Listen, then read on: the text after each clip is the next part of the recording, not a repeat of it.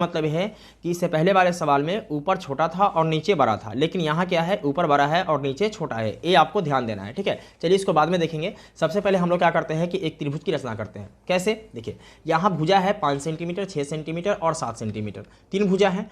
तीनों में से कोई भी आप एक भुजा पहले खींच सकते हैं, ठीक है। तो यहाँ हम लोग क्या करते हैं, जो सबसे बड़ा भुजा है ना उसको पहले खींचते हैं, ठीक है। कितना है, 7 सेंटीमीटर का, तो आइए खींच लेते हैं। देखिए यहाँ पे एक भुजा खींच लेते हैं सबसे पहले 7 सेंटीमीटर का, ओके। तो देखिए ये हो गया 7 सेंटीमीटर, ठीक है। और इसका आप चाहें तो नाम दे दीजिए ना, क्या नाम है इसका, कुछ भी दे दीजिए। देखिए यहाँ हम दे देते हैं बी और यहाँ दे देते हैं सी, ओके। अब क्या करना है, अब 5 सेंटीमीटर या 6 सेंटीमीटर दोनों में से कोई एक खींचना है पहले, ठीक है। तो देखिए यहाँ पे हम लोग खींचेंगे 6 सेंटीमीटर का अब, ठीक है। यानी ये हो गया 6 सेंटीमीटर, ओके। तो यहाँ पे इसको रखेंगे, ठीक है, और यहाँ 6 सेंटीमीटर का एक कट लगा देंगे, ओके, यानी चाप लगा देंगे। इसके बाद क्या है, 5 सेंटीमीटर, तो आइए नाप लेते हैं। देखिए ये हो गया, यहाँ से इसको छोटा कर देते हैं थोड़ा सा, ये हो गया 5 सेंटीमीटर का, ठीक है ना। तो यहाँ से 5 सेंटीमीटर का चाप कर देंगे। फिर इसके बाद इसको मिला देते हैं,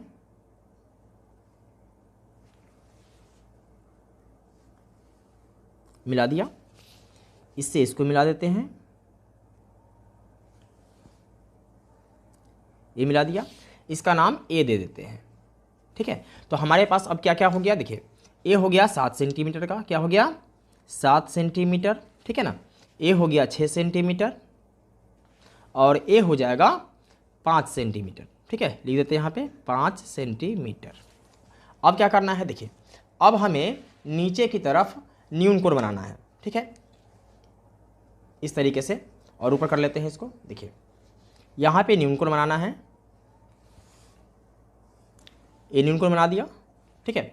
न्यून कोण को कितने भागों में बांटना है, देखिए सबसे बड़ा क्या है 7/5, यानी कि सबसे बड़ा क्या है 7 है, तो 7 बराबर भागों में बांटना है, ठीक है। देखिए इसके लिए हम क्या करते हैं कि इसको थोड़ा सा छोटा कर लेते हैं, ठीक है, इतना कर लेते हैं, चलेगा इतना, है ना। तो देखिए इसको यहाँ से बांटना है, यहाँ पे रखेंगे, ठीक है ना। 1 2 3 4 5 6 और ये छोटा पड़ गया, ठीक है। इसको थोड़ा सा और बड़ा कर लेते हैं, ठीक है। और ए हो गया यहाँ 7, ठीक है। चलिए इसका नाम दे देते हैं x, क्या नाम दे देते हैं, x नाम दे देते हैं।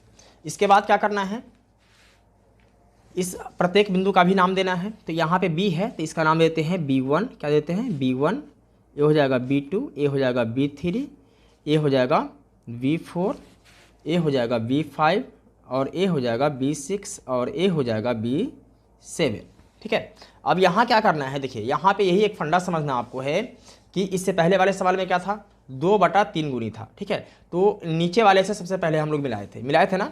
यहाँ पे क्या करना है, यहाँ पे भी सबसे पहले नीचे वाले से ही मिलाना है, यानी कि B5 से C को मिला देना है, B5 से C को मिला देना है। ये मिला दिया हमने, मिला दिया। अब क्या करना है, BC को थोड़ा बढ़ा लेते हैं आगे, ठीक है ना, इसमें बढ़ाना ही पड़ेगा, ठीक है ना। इससे पहले वाले सवाल में नहीं बढ़ाए थे, इसके अंदर में ही किए थे, ठीक है, लेकिन यहाँ पे आपको बढ़ाना पड़ेगा। ये हमने बढ़ा दिया, आप चाहे जितना बढ़ा दो कोई दिक्कत नहीं है उससे, है ना। अब है B5 C के समांतर यहाँ B7 से एक रेखा खींचना है, इसका नाम यहाँ पे हम कुछ भी दे सकते हैं, ठीक है। तो समांतर रेखा तो आप लोगों को खींचने आता है ना, इससे पहले वाले वीडियो में हमने आपको बताया था। देखिए यहाँ से आप छोटा बड़ा करके कोई भी एक चाप खींचेंगे, ओके। अब ठीक इसी से यहाँ पे रखेंगे, ठीक है ना, यहाँ पे रखेंगे, B7 पे रखेंगे और एक चाप खींचेंगे, ओके। इसके बाद क्या करना है, इसका दूरी नापना है यहाँ से, ठीक है ना। इसके पॉइंट से मतलब नहीं है, ध्यान रखिएगा, यहाँ से एक यहाँ नापेंगे, इतना है, ठीक है ना। तो यहाँ रखेंगे और जो हमें चाप खींचा था उसके पॉइंट पे, और इसको क्या करेंगे, चाप काट के इससे इसको मिला देंगे,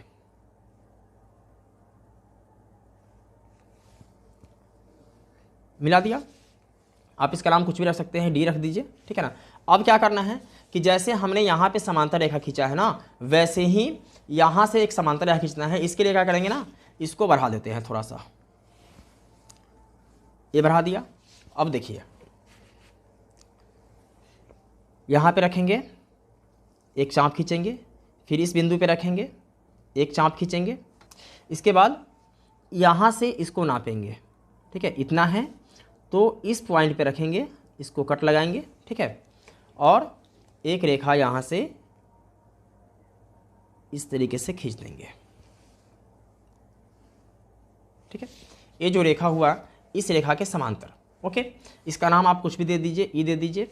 अब फाइनल मेरा रचना बनके तैयार हो चुका है, ठीक है। अब करना बस सिर्फ ये है कि रचना के चरण और औचित्य लिखना है, ठीक है। तो आइए लिख लेते हैं। देखिए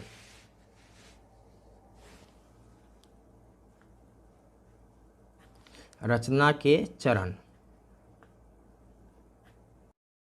देखिए कुछ नहीं है, जैसे जैसे हमने बनाया है वैसे वैसे लिख देना है। सबसे पहले हमने क्या किया था, हमने सबसे पहले BC एक रेखाखंड खींचा था जो कितना सेंटीमीटर का था, 7 सेंटीमीटर का था, ठीक है। तो सेम ऐसे ही लिख देना है। देखिए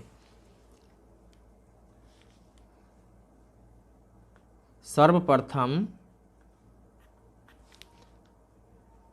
BC बराबर 7 सेंटीमीटर, कॉमा, इसके बाद AB कितना सेंटीमीटर, 6 सेंटीमीटर, और AC 5 सेंटीमीटर, यही है ना। तो AB बराबर 6 सेंटीमीटर और AC बराबर 5 सेंटीमीटर का एक त्रिभुज बनाया, ओके। पहले स्टेप में तो ये काम किया था। दूसरे स्टेप में हमने क्या किया, दूसरे स्टेप में ये जो BC रेखा है, इस BC रेखा के नीचे की ओर न्यून कोण बनाते हुए BX खींचा, है ना। तो लिखेंगे भुजा BC के नीचे की ओर, नीचे की ओर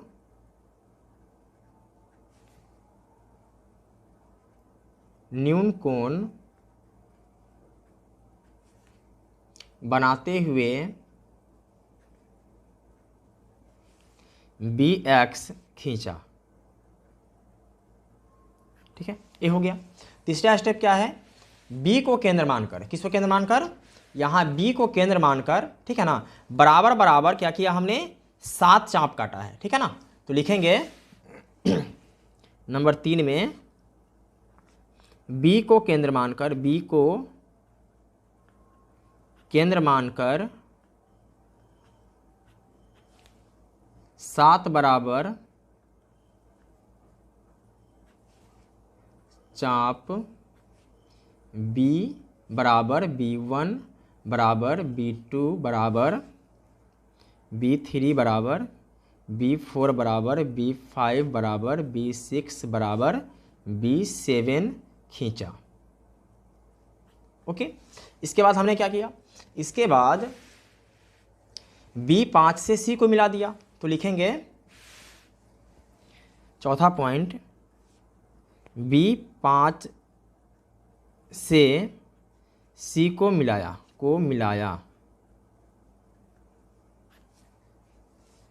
फिर देखिए B5 C के समांतर B7 D एक रेखा खींचा, है ना।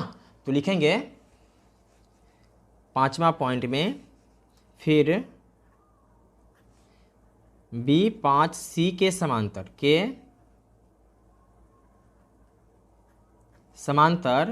B7 D BC को बढ़ाते हुए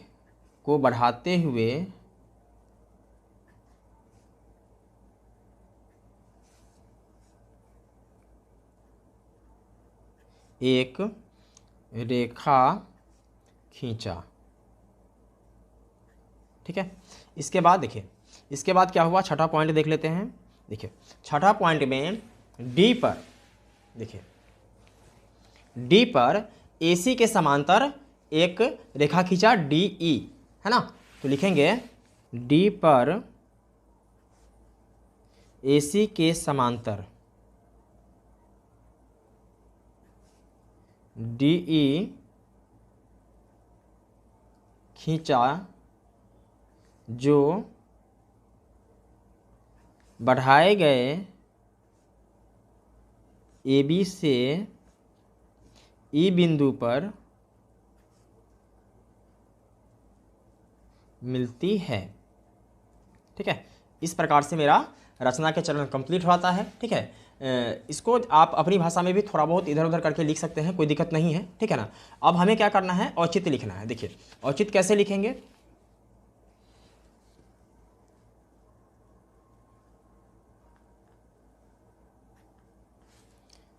चूंकि डीई समांतर हैं किसके, एसी के, इसलिए त्रिभुज ए बी सी क्या है, समरूप होंगे किसके, त्रिभुज ई बी डी के। ठीक है, तो लिखेंगे त्रिभुज ई बी डी के, अर्थात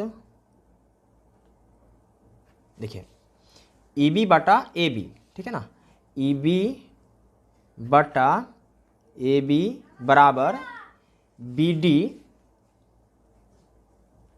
बटा बी सी